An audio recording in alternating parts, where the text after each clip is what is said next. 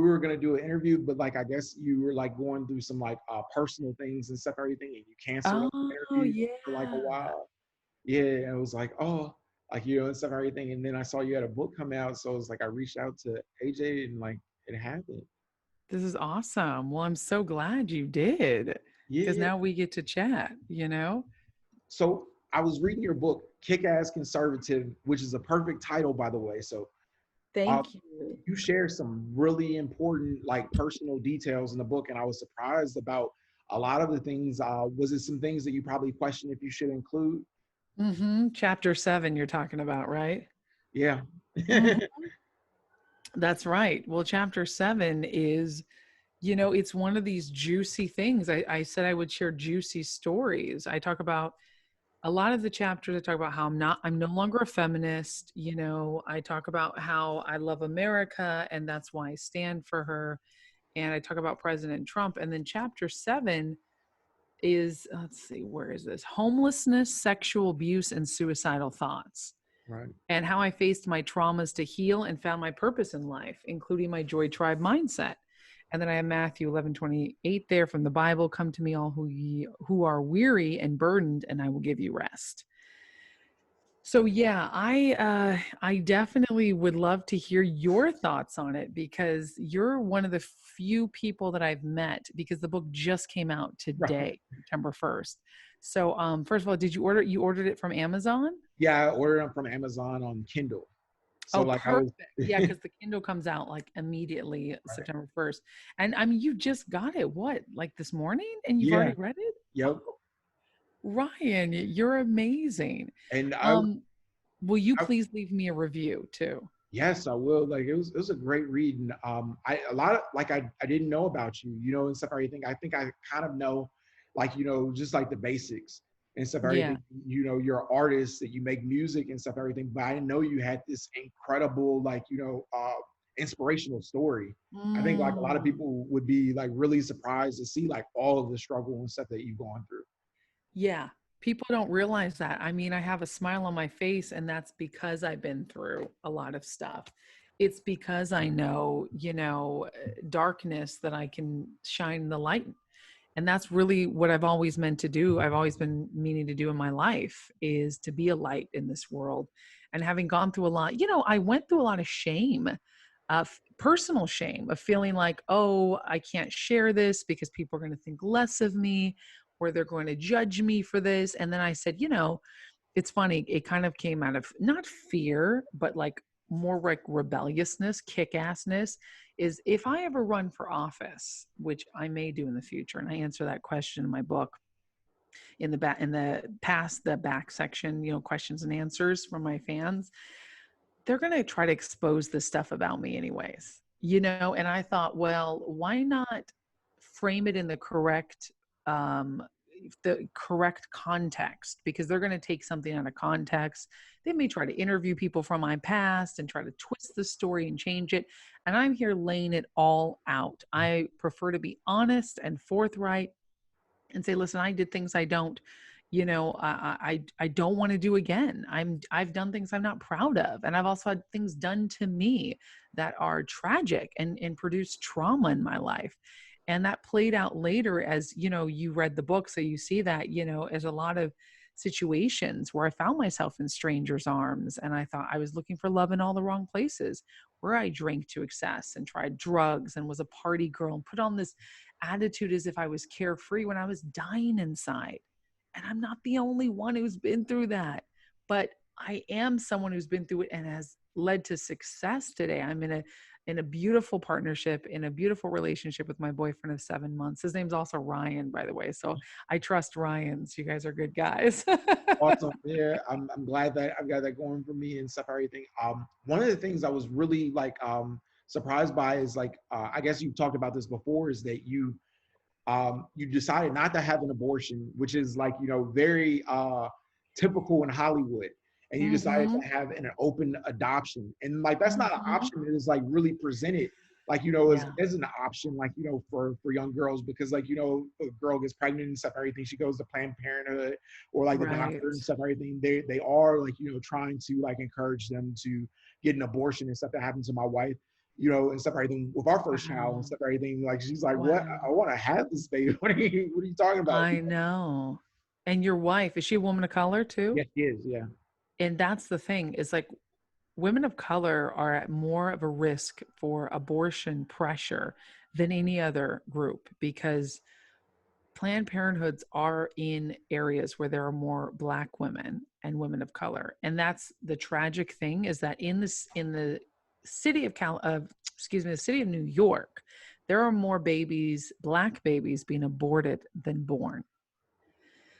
And this is something that is tragic, because being a Black woman, being mixed, Latina, Italian, Black, I think that that nurse who pressured me, I tell the story of going into a clinic and getting a pregnancy test, and the nurse pressured me to get an abortion. I think she saw my color. I think she thought, well, this, there's probably no man in the picture. And the fact was, I was in a relationship, with a guy, a white guy, like, not that the color matters, but no matter what, though, she saw me, she saw my youth, she saw my color, she saw my situation, and she took advantage of it. And I'm sure that's what they did with your wife too. It's like any woman, young, older, Black, white, brown, is vulnerable in that situation. And when you tell a woman abortion is your only option, and you don't say there's adoption, or you're strong enough to raise your child, I mean, we're giving such a bad message. I'm so profoundly awakened on this topic because I've been through it. And that's why I share that, the nitty gritty story. And I walked out of that clinic, I thought I was going to get an abortion. First, I was happy that I was pregnant. I was actually happy, even though it was hard circumstances. The father was very abusive physically and emotionally, and I went through that, more trauma. And I lost my mom not too long after. And so these situations led up to, like, really me crashing and burning. But one thing I never, ever, ever going to regret is giving my child up for adoption, an open adoption. I know her today. I visited her. She knows that she's adopted. She knows that she has a birth mom who loves her and loved her enough to give her a better life than I could ever provide at that moment. And she calls me Mama Joy. That's I'm a mom, and I'm that's hoping to be a mom even more so. Like, I really, really, beautiful. really want to get pregnant soon. Yeah, that's beautiful, because, like, a lot of times you don't really hear that from, like, especially people in Hollywood. They're kind of like promoting abortion, like that Yes. that's the only option and stuff, everything. I was watching this YouTube video you did, and you discussed Cardi B. You know, Right. like, you talk about her, like, being a feminist hero or a sexist criminal. I was wondering, do you feel that she's anti-woman?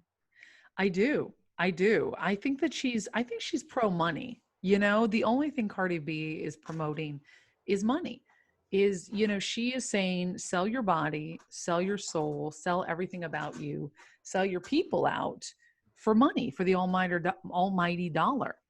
And being a musician and a woman of color and a conservative, like, I can't stand by that. And a Christian, I can't say that that's moral, or that she has integrity. And listen, she doesn't have to have my morals, but the integrity of just telling a woman, you can be bold, powerful, sexy. Yes, take pleasure in your body and sexual gratification. There's nothing wrong with that.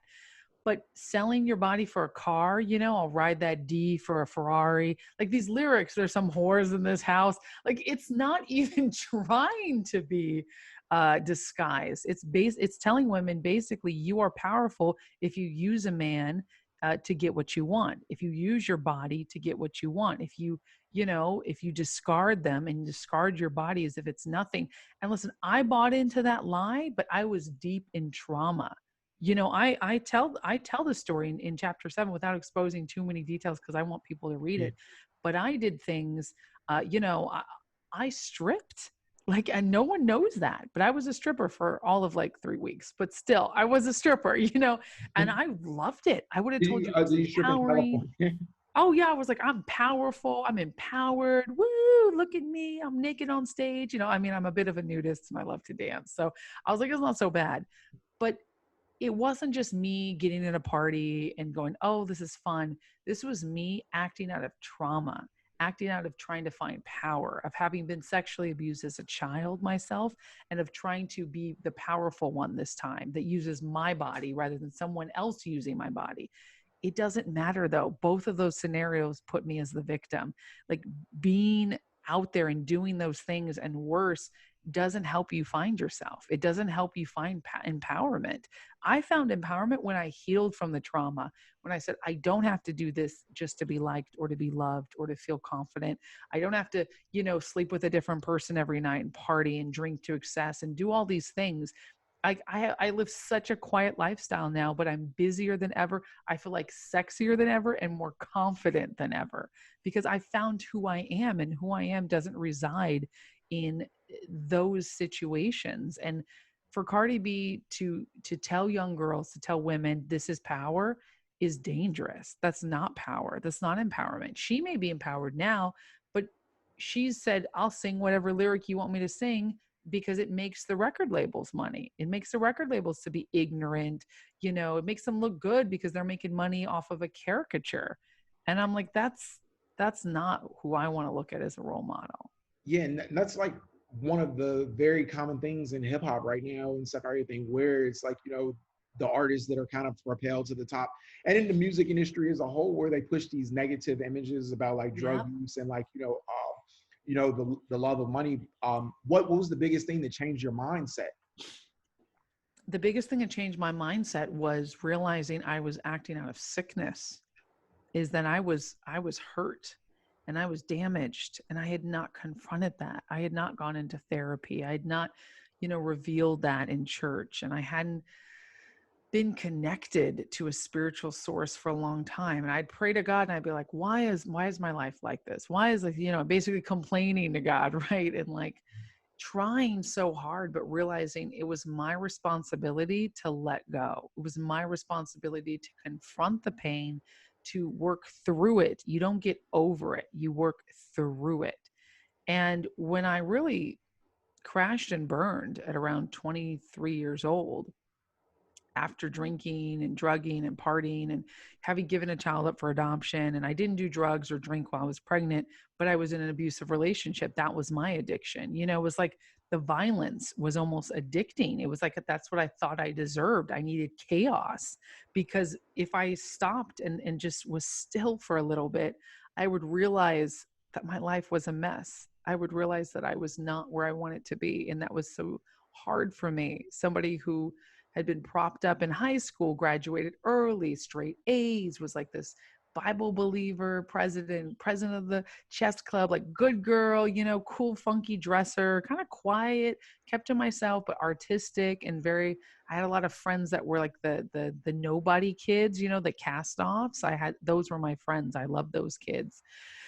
And having gone from that to trying to make it in Hollywood and having just felt like an absolute, that I couldn't make it, unless I did things that I regret, or unless I, like it was just so much pressure, and I was lost. And that's the thing about Hollywood or New York City, where I also was raised, or fame or fortune, all of these things, they make it bigger. They're like it's like a magnifying glass. When you go and you say, I'm going to go make it here, I'm going to do this. I imagine going to college. I didn't go to college, but any of those situations can make it bigger, because now you have a magnifying glass on your pain and your trauma. And if you don't handle that, it's going to explode in your face. Like I have that like addictive personality, right? Today, thank God, I am healed and I don't drink. I don't do drugs. It's been a long time. It's been years since I've touched any of that stuff, many, many, many years. But, I talk about it in the book. I went to rehab, and the rehab wasn't really what worked for me, but it was sticking to discipline and using a spiritual process, a spiritual letting go, having my awakening and letting go to God. And I found therapy, I found spiritual counseling, and I stick with it to today. I'm in spiritual counseling and that it works for me. And I make sure to be of service to others, to give to others, and to be humble and live a simple, clean lifestyle, and eating and sleeping, eating good food, being vegan, sleeping 8, 9 hours a night, working out. These are all things that I have to do. Otherwise, my mind will run with it and I'll get like nervous, or I'll get agitated, or I'll get like doubtful. And then I don't want to get into bad habits. Now it's just getting good habits. It's discipline. That's why I'm such a workaholic, but it's a good thing, because I also know when to quit at night, because I have a good boyfriend who's like, he comes home, he has a 9 to 5. When he comes home, I go, okay, work's over. I'm going to spend time with him. Before, I wouldn't have done that. That, addiction can show up in different ways. And I wouldn't say that I'm necessarily like an addict still, but I would say that there's definitely a strong personality drive that I have that when used for good, it's made me who I am today. I'm stubborn as hell. I'm kick ass. And when used for bad, it's pushed me down and I've hurt myself. So that was my biggest thing was a change in spiritual outlook and realizing I don't want this. I'm sick and tired of being sick and tired. And all of this stuff that they fed me doesn't work. To have sex with whoever you want, whenever you want, just do this, be free. Wow, feminism. I have a whole chapter on why feminism doesn't work and why it's poison.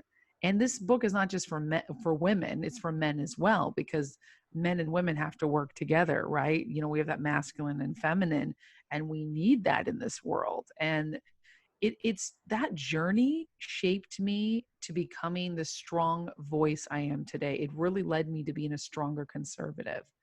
I wouldn't have been able to do what I do today without falling so low, I think. Yeah, And that's a imagine being in Hollywood, particularly like, and trying to be in the music industry, which is like, dominated seemingly by liberals. Like, do yeah, you find it like, and stuff like, difficult to kind of like, especially initially to voice your opinions?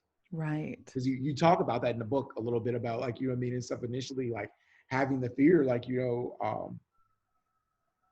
I do. I do. I had the fear to speak out at first because I know being a conservative, being a Trump supporter, um, even being like pro God, I always say I'm pro God, pro life, pro America, pro Trump. And that's why I say on my YouTube videos, and I talk about that very strongly.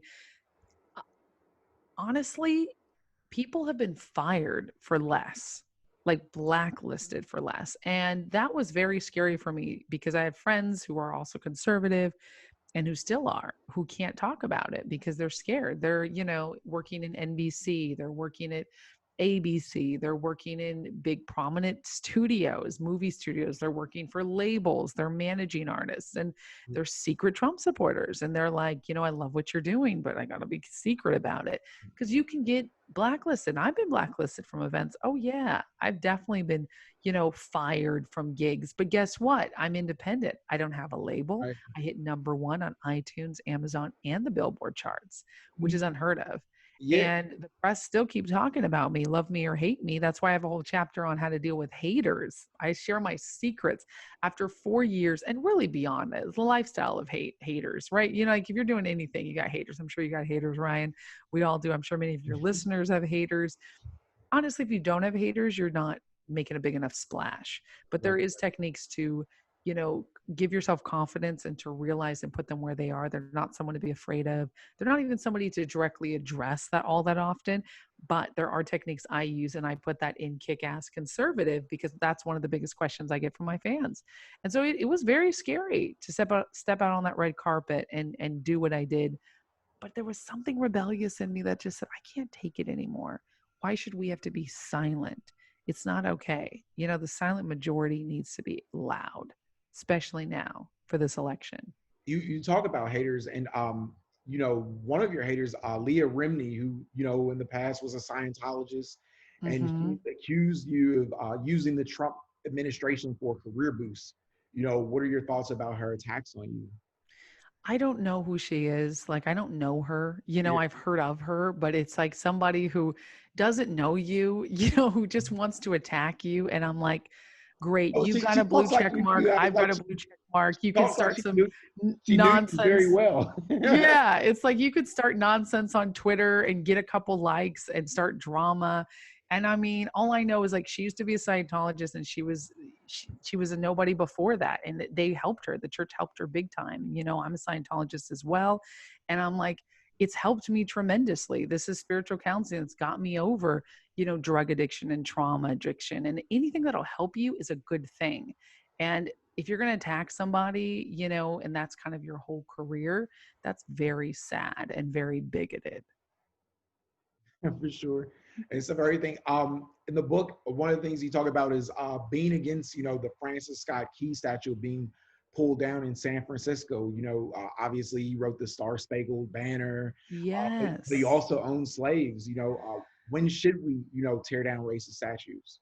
Well, I don't think we should ever tear down statues because we can't erase history. It's like the book in 1984, George Orwell. It's paints a dystopian future. It's one of my favorite books, and I'm afraid that we're headed towards that right now because the dystopian future is you have to change language because it can offend too many people. You have to change history because it's too offensive. And what happens when you start erasing history is people will make the same mistakes. We're already erasing segregation, I think, from our vocabulary, and we see Black Americans wanting to segregate themselves. I just want to shop at Black owned businesses. I just want to support Black owned things. And I'm like, first, I'm like, yeah, I'm with you. I'm with you. Black owned. I just want to live in a Black owned city, Black run. I'm like, you're talking about segregation, but you're making it as if it's empowerment, but it's not empowerment just because you're so vocal about it. You're still wanting to segregate. Martin Luther King Jr., Dr. Martin Luther King Jr. fought for equality, fought for us to be together.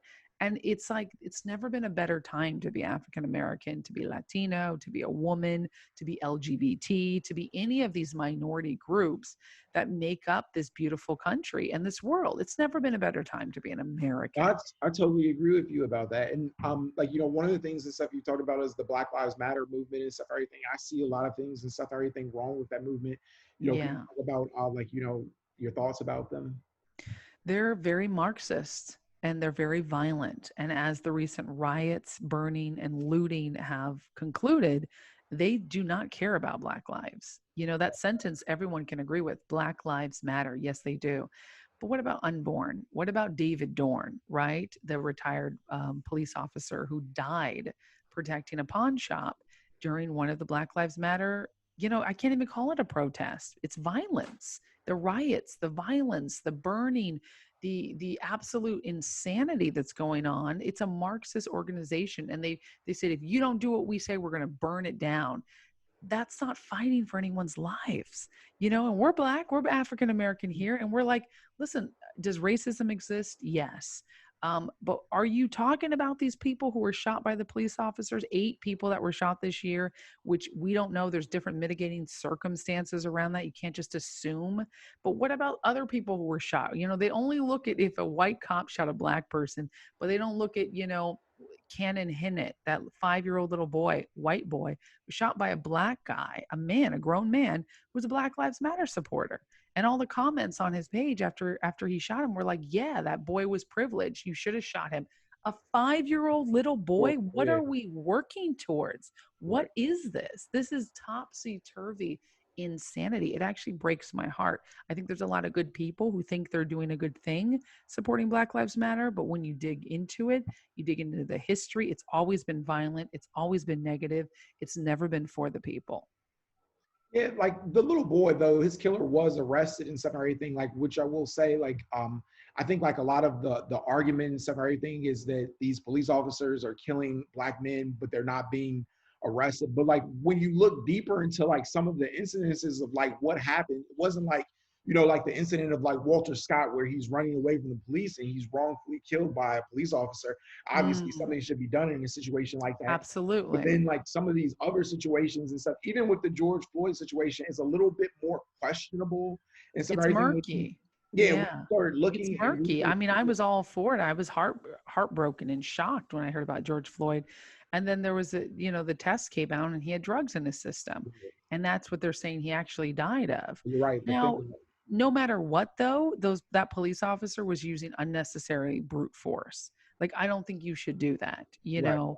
But Um, also like it was a policy that allowed him to do that. And That's so right. That's more why so like, reform is important. Not defunding the police, but reform the police. But we need police officers, right, yeah, I agree 100%. Like, I think like, what I mean, it's everything. People who are like saying this, like defund the police is absolutely insane. What's next Mhm. in your career? I have a new song coming out soon called Voice Over Violence. And the lyrics are in my book, Kickass Conservative. And that song is done with Ricky Rebel. an amazing artist. He's also pro-Trump. He's LGBT. He's Mexican, and Mexican and Spanish. So he's a mixed kid like me. And we both did the Grammys this year, 2019, went to the Grammys together. And he's top 40 Billboard artist. You know, he was discovered by Michael Jackson, signed to Madonna's label, toured with Britney Spears. So this guy's pop royalty, and he's one of my best friends. He produced the track and vocally produced me as well. Excuse me. And then we put it together because our hearts have been heavy over all this violence. So it calls for a voice over violence. It's an anthem for peace and for strength and for rising up. And I cannot wait. You guys are really in for a treat. I'm really excited. It's getting edited right now. It should be out in the next couple weeks. We're shooting the music video in the next couple weeks. So probably like 3 weeks, the song will be out. Wow, that's incredible and stuff. Thank you so much for doing the time. And Yeah, and lots of tours as well. Go to joyvilla.com. I'm in a different city every weekend this week up until Halloween. I'm in a different city every weekend. So it's exciting, and we're bringing the Kickass Conservative Book Tour to the people. And you can get it on joyvilla.com or amazon.com. Definitely, and I enjoyed reading it. I'm so glad, Ryan. Yeah, What was your favorite? What was your overall feeling on the book? Like, what did it make you feel like? I felt empowered. I felt encouraged, you know, and stuff, everything. I think it's the type of book that people need, like you and me at this particular time, you know, and stuff, everything. It really makes you, like, you know what I mean, and stuff, look like she overcame all these obstacles and stuff, everything in her life, like, you know, like, not to go into detail, but you, from even an early age, you face a lot of Yeah. obstacles and pain that I think, like, normal people and stuff, everything, like, you know, don't necessarily go through things that extreme and stuff, everything. But, like, you know, some people and stuff, everything probably have gone through things and stuff, everything is difficult. I think it could be an empowerment tool for a number of people, relatable to anybody. Doesn't matter your race, your creed, or anything. Yes. Like Yes. the human experience. And I think, like, you have a sense of you as a person. You know, it was just beautiful. You have a beautiful spirit. You know, Thank you. I'm yeah, so glad it inspired you. I'm hoping that my story can. And I wanted it to be like a pretty easy read, not a right. textbook, right? Yeah, It's something yeah. that's fun, It's and it's fun. like Yeah, I tell stories in it. yeah. It's fun. It's fun, and it's juicy. You know, it tells some, like, you know, like, some details and stuff, everything, like, you know, what's going on and stuff, everything. It's a really good book and one of the best. I read Thank a lot of you. memoirs, and, you know, that's one of the best ones I've read. Like, you know what I mean, in a while. Wow. It's amazing. Wow. Thank you, Ryan. I mean, I applaud You're you welcome, for Jay. reading it. You're a fast reader too. I'm a reader like that too. It's also available on audiobook at joyvilla.com too, and ebook and print book, and then autographed as well. Yeah, So I'm gonna that's get the awesome. physical copy and stuff, and everything, because I Yeah. read it on the Kindle. It was a little more challenging on the Kindle. You're like pressing, you press Yeah. all these Kindle's buttons kind and of stuff, everything. interesting, But right? yeah, it was a great book and stuff, everything. I really did enjoy it though. I'm so glad. I'm so glad. Are the pictures in color on Kindle? No, they weren't, like, you They're know, still in black and white. yeah, Yeah. yeah, they're on color in the book, huh? No, they're black and white in the book Okay, for okay. printing. Yeah, it was easier and quicker to print them in black and white. I want to get this book out as quick as possible. How long did it take you And to so it's write it? also cheaper, so I could get it out. It's over 200 pages. So I was able to just like get it out, keep the cost down, and get it to the people. How But the long did it next take time you I to do a write? book, what's that? Yeah, How long three did months. It took me 3 months. And I worked with Maureen Mackey, who is an incredible editor. She worked with Laura Ingram. She's worked with Parade Magazine. She's been a professional editor, book editor her whole life. And I didn't want anyone ghostwriting the book, but I wanted someone to it? help me really organize it. I needed a Mhm. more than just a normal editor. I needed someone to really like kick my ass and make it like she does it in such a gentle way, but like Yeah. here's the chapter, here's the subject, and I picked the subjects, and she helped me flow with it. I would send her voice notes, and then she would compile them, and then she would edit in my speeches, and she every time I did an event, she would put that in there, and I'd send her news articles. Hey, I want to write about this. She'd say, talk to me. What do you want to say about this? And so we were editing it together and really creating it as we went along. And I couldn't have done it that quickly without her, for sure. Maureen Mackey's incredible. So shout out Yeah. to her. She sent me flowers today to celebrate the day that it went to print, to publication. So self-published. I'm a self-published author.